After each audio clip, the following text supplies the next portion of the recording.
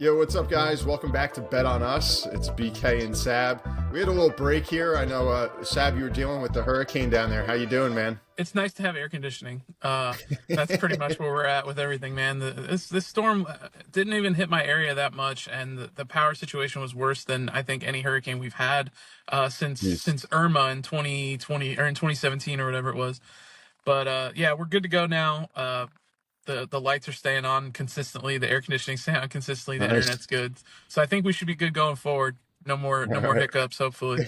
Yeah, hopefully not. Yeah. But we're back in action, guys. And if you were following, because we took this little break, we were just posting things on social media. One of the bright spots about all this is we're keeping our Thursday streak going alive. We've called every game correctly so far. Yep. So that's through 6 weeks. Yep. That Sab and I are killing it. Last week we had the Niners. I also called the over, which they did cover. They had a real kind of flurry in the fourth quarter there. So they got way over. That was not even a problem.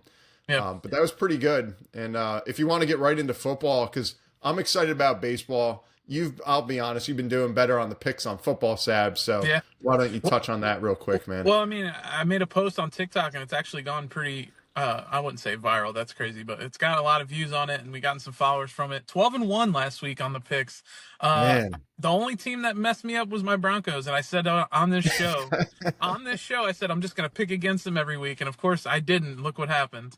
But I mean, 12-1 is 12-1. I guess I heard a stat, if you will, last week in football was the worst week in football for Vegas in 5 years. So the public went big Really? last year. Yeah, last week. Yeah, public won big last week. So I guess maybe that's why I went 12-1 because all the obvious happened, and that usually doesn't Yep. happen in the NFL. So, but yeah, 12-1, we'll take it. But like my Broncos just totally messed up my perfect week. You think the Broncos are doing good, or are they just playing teams that just can't perform against them? Yeah, yes. The answer is yes to everything, or no to everything. It's one of those things, man. Though the thing coming into this season, and we'll talk more about it in a little bit because we got there on Thursday night, is Bo Nix. Bo Nix is the only if he can get better each week, and I think he has. He's gotten better every week, and that's all we really care about. We can lose Mhm. every game the rest of the season as long as it's not because of him. If he's getting better every single week, the first 2 weeks, both losses were on him. He had the red zone turnovers. I think 3 of them combined in the first 2 weeks. Since then, he has none. He's thrown a pick. He threw a pick last week, but no turnovers in the red zone. He's been efficient. He's running the ball. He's very athletic. Something that was kind of, I guess you can say, underrated about him is his athleticism and his ability to run. And he's been Mhm. doing that a lot for the Broncos, which is huge because we don't have any receivers. We have Cortland Sutton, who's not very fast, and every other guy on the team cannot get any sort of separation. So Yeah. something I'm hoping they address before the trade deadline to give this guy something and maybe help with his progress. Maybe a tight end, a pass catching tight end, or another receiver.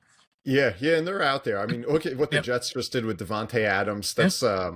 That's crazy, and I just can't buy any more of this Aaron Rodgers. Like, hey, I don't have any say in what's going Yeah. on here. I Exactly. think he's literally like owns the team right now, He and is everything. Yep. Mhm. it's one of those things you look at like Brett Favre at the end of his career, where it was like how he was able to dictate his entire legacy. You know, whether it was all the drama in Green Bay, or then playing so good on the Vikings, having one of his best seasons of his whole career, Yep. and then to the Jets where it got a little choppy. I think you're seeing that with Rodgers now, where he's calling so much attention to himself with, the coach out of the way, pretty much bringing the Packers roster over to New York. It feels Yeah. like at this point with Yeah. Lazard and Devontae and MVS is everything's out there on him now. We right can now. bring him in. Yeah, Yeah. yeah. So Valdez Scantling just got dropped, just got cut from the Bills because they just made the trade for Amari Cooper, which is big for them. Josh Allen gets a sure, weapon. So yeah. yeah, it wouldn't it's I know. probably I I think honestly, I thought they would have handled the Jets. The fact that yeah. that was a close game, it seems like the Bills are slipping the past few weeks from what they opened up as. Well, I think what's happening is yes, Josh Allen. I'll still say he's the best player in football. I don't care how many bad weeks he has. I'm just very biased in that opinion. But I think the lack of weapons is catching up to him, and I think the Bills saw that and they said, "All right, we got to go get this guy somebody." Stephon Diggs was a big loss, whether how you look at it or not. Yes, he was a pain in the butt on the sideline. He was in Josh's ear all the time. Maybe Josh Allen's playing a little more freely when it comes to that, but he just doesn't have the talent that he had last year. Even Gabe Davis is gone as well. He's in Jacksonville. He caught 2 touchdowns this week. Mari Cooper is Hmm. going to help them immensely as long as they can get on the same page early on. I think they will. That's going to be a huge pickup. I think that's what Josh Allen needed was a weapon, and they went and got it. And the Bills are going to win that division, I think, pretty easily now. They have like Yeah. something like a 70% chance to win it now because they basically have a 3-game lead on the Jets and everybody else now because they've beaten the Dolphins as well, and the Dolphins are a mess. So they Yeah. should win that pretty easily. And adding Amari Cooper is going to help them in the playoffs when it comes time to when they have to score those points against teams like the Ravens and the Yep. Chiefs. So Yeah, I think it's one of those things where their season, frankly, isn't going to mean that much. And then it's going yeah. to come back to the Ravens and the Chiefs, just like Yep. you said. Mhm. And that's Josh Allen's Achilles heel. I think he'll be one of those guys, his career, he'll be plagued by Patrick Mahomes. Yeah, and that's like, well, I mean, if Peyton Manning, Tom Brady got the better of Peyton Manning most of the time. Peyton Sure. Manning is all-time great. Obviously, he got his Super Bowls, he got that, but like, it's just Philip Rivers is probably the guy to put that comparison in. Every time Philip Rivers had a good season, the Chargers would run into the Patriots, and then that was it. And then they couldn't beat him. So Yeah. he's got to get over that hump, and until then, he's going to get criticized, and then he probably still will get criticized because okay, well, you've only won one, so and everybody, Yeah. it's Patrick Mahomes' league, and we're just living in it. You know what I mean? So Yeah. that's pretty much where we're at. It's the But yeah, truth. And I mean, as we talk about these big name quarterbacks, you look at Burrow this week. That was another one that I know when I did my weekend picks, my specials last week, it's a I weird thought game. that he could eclipse 275 yards passing. Giants, nothing special there. I thought Burrow would really be trying to press it. And those were long odds. I think the over under on him was like 255 or It so. I was, know yeah, I it was reached around there. 250. Yeah. Yeah, but even so, it's I mean they won that game with his legs. I mean he had a monster run, and I don't know what's up with them. I mean he's got Jamar Chase. I don't know why he just looks like a different quarterback. So to touch on that, my opinion and what I saw is Joe Burrow's always been sacked his whole career. He's always had problems with the offensive line, this and that, but they went and addressed the offensive line at the beginning of last year. Joe Burrow holds on to the football probably a second or two longer than he should on a lot of plays. So if he was getting Mm. that ball out quick, like he should be, he wouldn't be taking these sacks and getting these hits. And I think that's our problem. After a while, you get hit 3, 4, 5, 6 times a possession, not a game, a possession. I mean, it's going to Hmm. take its toll, and you're going to miss open guys because you're going to be looking at the pass rush. You're going to get that happy feet. It happens to the best quarterbacks. Tom Brady stayed clean because he got the ball out quick. Peyton Manning, same thing, got the ball out quick. You got to get the ball out quick. Patrick Mahomes does the same thing. He can use his legs if he needs to. But the protection is one thing, but Joe Burrow's got to work on getting that ball out fast. They maybe need to run some routes with these receivers that are quicker, quick out routes, quick screens, just to get them going before, and then maybe give the pass rush some time to not get there because he's getting Hmm. pummeled, and I think he's taken the most hits in the NFL since he's been in the league, and it's not going to stop anytime soon if he keeps this up. So that's to me, it's him getting rid of the football and obviously the protection, but. Two and Yeah, four, you're the Bengals. You're 2-4. You're looking up at the Ravens. You already lost to the Ravens. You're basically again 3 games back of them. So my pick for the division was the Bengals. So I don't like that right now. But yeah, it's one of those things he's got to get rid of the football. He's got to get rid of the football. And the Giants defense is a little underrated. They do have a they great are. pass rush. They're pass rush. Yeah, it reminds you a little bit. I don't want to compare it to like the Super Bowl Nah, days don't of when don't they do that. had Don't do Tuck, Strahan, Humanura, all those that. guys, but. I think that that's something that they probably look at and they say, hey, that's the recipe. Obviously, they're not there, but if the Giants in a year or two start to turn around and make any sort of run, I would imagine it's going to be led, by the defensive line and the pass rush. Yep. And who's the guy that the big name that they got? I'm just drawing a blank right now. Thibodeau. Yeah. You see little flashes like this guy could be somebody. He reminds me a little bit of like a Jadeveon Clowney, where came in with so much hype. He was supposed to be the guy, had the great look, all the measurables that you could want. And it took Clowney a little while before he became like a big impact player. Right. Maybe that's something that Giants fans hope to see from Yeah, Thibodeau. I think Dexter Lawrence leads the league in sacks. He's got like 7.5 sacks this year Yeah, or something like that, which is beast. insane. He's a That nose monster, man. tackle, nuts. Oh my That's god. So, but enough yeah, about the impressive. Giants. Let's talk about some New York teams that are playing for something. How about we do that? Let's Yes, switch gears a yeah. little bit. Start Get with out your of Mets. football. I haven't Yeah, I know you were 12-1. My yeah. pick 'em, yeah, 7 and We'll, we'll, 6, we'll, nothing we'll right. end Tell me with about Thursday night, but let's get into the baseball aspect of it. Talk about your Mets a little bit. Tied one yeah. to one. They got Game 3 tonight. What are you thinking? Back to New Yeah. York. That place is Um, gonna be oh my god, I we're know. gonna be able to hear that place in Naples. They're gonna be rocking, man. I know, and I'm trying to get tickets to that and Oh everything. yeah, You're looking at standing room only is about a $190, and we want to get a bunch of us to go. You can only buy one or two tickets, so you got to right, go aftermarket and just pay a fortune for these things at yeah. this point. But with all that said, I mean, series tied 1-1 against the Dodgers. Again, I'm the never die Mets fan, but I really think that there's something special here.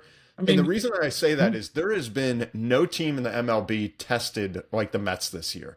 There have been more scenarios where they were counted out, whether it was what they looked like in May, where you said, is this the worst team in baseball right yeah, now? Or then they go on a run and then throughout the playoffs, or just to get in the playoffs with the doubleheader against the Braves, where it was like coming down to the wire, the Mets season is over, and then you got Lindor getting the home run, or you got Pete Alonso hitting the home run. You have against the Phillies the Lindor grand slam. I yeah. mean, all these things, are just like it just makes you can't script it any better. And so I think that is the huge advantage that they have. You look at the Dodgers coming in, favorite to win the World Series. If they don't, it's a huge upset. Their payroll is just ridiculous. They got every big name and all-star up and down the lineup, big pitchers, the whole nine. In the Mets, remember, they came into this year in just a rebuilding year, planning for maybe 2025, 2026. So could they not be more polar opposites in this storyline? And then you get here, and I think that's going to spell the difference. Game one, Mets get up there, they get crushed. 9-0. They're just not ready. I think, honestly, a part of that is they have been so pedal to the metal since the past month and a half Yeah. of just getting into the playoffs. They had to play every night, bring it every night. Every night was a must win game. And then they get right in from a doubleheader into the first series. They come out guns a-blazing with no rest, No, flying, across the country. And then they come right into the Phillies. And then I think that they had this first time in forever, a little break between the series with the Phillies and then going out to LA, that on Sunday, maybe they got caught flat-footed yeah. and They that were they fin- got smoked. well, they were finally able to take a breath. I mean, I feel like they were playing like Exactly. they played something like for the playoffs. It was like 7 games and like 9 nights or something crazy like that. I heard it was like they were just like always on TV. Oh, and you know how Yeah. MLB is. MLB little thing for baseball. You play 162 games, right? And then they're trying to blow through the playoffs. Just take a step back. Like relax. Give these guys days off. They gave the ALC the ALDS with the Yankees and Royals. They had days off between the first 4 games. Game day off, game day. Why not do that with every playoff game? You're going. I know they want to get out of the cold weather and stuff like that. It's already getting cold in New York. But I Yeah. mean, Yeah. well, first off, they need to trim the games down to 154, which is all plenty, and then you don't have to worry about that. But that's another thing to get into. But man, it's just like I feel like they're just trying to rush the playoffs past us, and it was the They wild are. card. I felt like an hour ago, and now we're almost to the World Series. Yeah. But again, I think that's all playing into the Mets' favor. Yeah. You would think that, like, hey, this is unfair. They're flying Hmm. all over, doubleheader the day before the playoff. Like, all the things seem like it's unfair, but then they're just stepping up, and it's like they have this momentum. Right. And, like, you don't want to let that go. And I think that's what happened is Sunday, they came in a little flat. They got smoked 9-0. But then it was like they kind of got back in their rhythm. And Yeah. then you look at Monday, as soon as you turn the TV on, it's 6-0 Mets. Yeah. And it was like, here they come, like that they're back at it. Another And then grand they slam. return right back to New York tonight. Severino didn't travel with the team to LA. I think he is just so dialed in. And that's one of my picks. I'll get right to. I put together a nice little parlay. Okay, I go got the for it. Mets Yeah. winning tonight. All right, no surprise there. I got to go with my heart. I'm getting Mets winning tonight. I like him They're tonight too. they're even right now with the Dodgers. Most sport books, you're looking at that as a flip of the coin. Give me the Mets. You can get 2+ bases for Lindor. I believe the odds on that are like plus 120. Okay, so that I'm surprised by because I think Lindor, when it's all said and done, I want the Mets to win, and I'm calling Lindor as the World Series MVP. He is in such control right now and playing with such confidence. He's locked I in, mean, man. Yeah. when the dude hits a grand slam and walks around the bases like he just picked up a sandwich, I mean, unbelievable. Like he's just ready to go. And then the way I'm going to finish that one out, so we got the Mets money line, Lindor 2+ total bases, and then Severino over under on the strikeouts is 4.5. I'm taking that over. I Big know time. that the Dodgers got a Big great time. lineup, but I think they're under pressure. I think they're going to be swinging hard, and I think this is Severino's moment as well. So I think he's going to get 5 strikeouts, no problem. So that's a nice little Yeah. parlay. I just took a little bonus bet of $1.90 on that one, and that would pay $14. So Hell give me yeah. that all day, baby. Hell yeah, with a casual bet at its finest. I'm going to counter something a little bit that you said, only because I think when you said the pressure's on the Dodgers, to me, I think it's all on the Mets just tonight. Because if you go back to New York after stealing game 2 against the Dodgers in LA, if you go back, that place, like I said, is going to be rocking. They're almost expected to win this game, right? Because it's game 3. Mhm. You're going home. You played well in game 2. You got Sevy on the mound. You should be good. Yeah, I call him Sevy still from the Yankee days, but anyway. Yeah. So I think the pressure really is on the Mets. I don't think they'll feel the pressure by any means because they play so loose. But from Yeah. a series standpoint, if they don't win this game, say they lose this game and they go down 2-1, then it's like, oh, okay. Now it's like does the doubt creep in at all with I don't think so. the fan base? That's It the will. thing. I think the Mets win tonight, but if they don't, if they go down 2-1, I'd be the first one to say they're winning Thursday and Friday. Okay. Are they? You know, Is it a 2-3-2 in the NLCS? It is, right? yeah, yeah. So Okay. they'll Okay. play So tonight, Thursday, Friday in all Citi in New York. Field, and then they go back to LA for 6 and 7 if they needed it. Absolutely Um, hate that. Absolutely hate that. Hate 2-3-2. NBA did it right, getting rid of it. MLB needs to do the same thing. But that's the thing too, is you steal that game. Now it's like, all right, we can end it at home if we win 3 in a row. But that's going to be that's tough to right. do, obviously. But you go Yeah. back 3. It's your best case, you go back, or worst case, you want to go back 3-2, up 3-2 to LA. But see, that's the thing. I feel like that's why, even more reason why I think the pressure's on them, because if they don't win the night and they've got the 2 home games, now they have to win those 2 in order to be up 3-2 going back to LA. Obviously, you can't look ahead. It's baseball. Anything can happen as long as you Mhm. got a hot pitcher going and you can get outs. You know what I mean? But we'll Yeah, see. and again, I like another the upper Mets though hand tonight. with the Mets. I mean, again, going into the season, you're like, oh my gosh, the Dodgers fully loaded. The Mets bullpen, like, forget about it. There's nothing to write home about. They got rid of Yeah. Verlander. They got rid of Scherzer. They got really nobody in there. The strength right now that the Mets have over the Dodgers is pitching, which is crazy because the Right. Dodgers had whatever 33 scoreless innings in a Mm-hmm. row right there that then the Mets just blew up. But you see the Dodgers, it's kind of like they're piecing together throughout the whole game, where the Mets go in there, with Manaea, and he gives them 6 innings. I think that's something, if we can see that from Severino, 5, 6 innings, while the Dodgers are maybe mixing and matching. I mean, the guy that they have on the mound tonight, I'm drawing a blank on the name, but his ERA in the postseason is like 10.1. So Mm. these guys, the Mets can hit off of. And I think with the bullpen, if the relievers come in with Stanek, who has been awesome, I've even made an argument that he should be the closer for the Mets at times when Diaz gets a little iffy. Mm-hmm. But then again, Diaz, he just loves to give you a heart attack. You look at Monday night, Likes to he keep it gets 2 men on, like, oh interesting. crap, here we go. He's going to give up a homer. We're going to tie the game. What's going to happen here? And then he's strikeout, strikeout, strikeout, and it's like that's just what Diaz Yeah. does. Yeah. So it's exciting. What a fun Yeah. team to watch. And just to switch gears, talk about a little segue with closers. We'll talk about the Yankees a little bit. They're up 2-0 on the Guardians. I'm not going to say that series is over. I'm not that guy. It's over. But It's you can over. You say it. saw I'll the let you series say was it. happening. It should be over. Let's be real. It should be over, but you never know. Biggest thing last night to me are 2 things. One, Luke Weaver is becoming a star. Luke Weaver, the closer for the Yankees, he's got 4 saves in the postseason. He gave up his first run last night on a meaningless solo homer. They were up 4. Didn't really matter. Jose Ramirez, he's an amazing hitter. Guy's awesome. He's one of those guys, you let him get his on the Guardians and you just worry about everybody else. You just hope you don't put him up in a situation where you can do a lot of damage.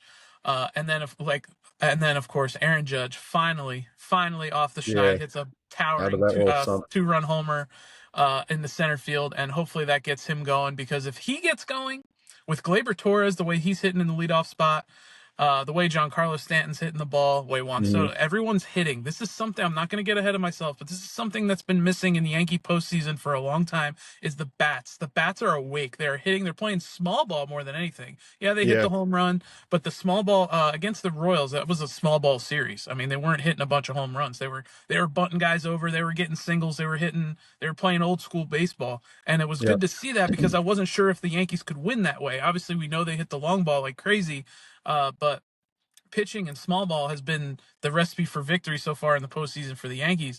And I just Yep. feel like those bats are going to come alive with the home run. And seeing Judge hit it last night was huge, man. In So big. this, I'd agree. In this series, I think that's the case. I've been kind of following the Yankees on the periphery. I've been so just Of locked course, in on the Mets, of but course. it seems like the guy, yeah, Judge, of course, he's the captain. He is the man there. But it seems like they're Francisco Lindor. The one that's been coming up consistent is Juan Soto, Hmm. as he should be. He costs a fortune. He's the man. He's going to cost a But fortune. yeah, Going to cost I even don't. more. They need them all to click, like you Yep. just said, and I don't see that continuing into the World Series. I think they'll look great. They might even sweep the Guardians. That would not surprise me. Hmm. And then they could have this kind of big break before they go into the World Series. But I think that the NL is just a level above. And if you look at the path to get there, like we mentioned a few weeks ago, the Yanks were the odds-on favorite for the World Series. If they didn't get there, frankly, it was an upset. It wasn't that way on the NL side. Dodgers fully loaded, win or bust. The Hmm. Padres were just cooking. Phillies, one of the best teams in baseball, and then the Mets, they're the one that's just kind of keep fighting, fighting, Yeah. fighting, fighting. And so I think once we get to the World Series, you're just going to have a battle-tested NL versus the Yankees, Well, and yeah. I think that's Well, that's where the you're NL you're takes it. you're definitely right in that regard. It's been like a murderer's row in the NL for whoever's playing whoever, and in the AL, it's kind of set up nice for the Yankees. I would Sure. say. I mean, the Orioles got out in the wild card. The Astros and the Orioles were the two teams where I'm like, all right, if we got to play them, it's going to be tough. The Astros they always beat us. Doesn't matter what happens. Doesn't matter who's pitching. Doesn't matter who's playing, who's hurt, whatever. They always beat the Yankees, right? Yankees haven't been back to the World Series in 15 years. Everyone kind of forgets that, and that it was like Wow.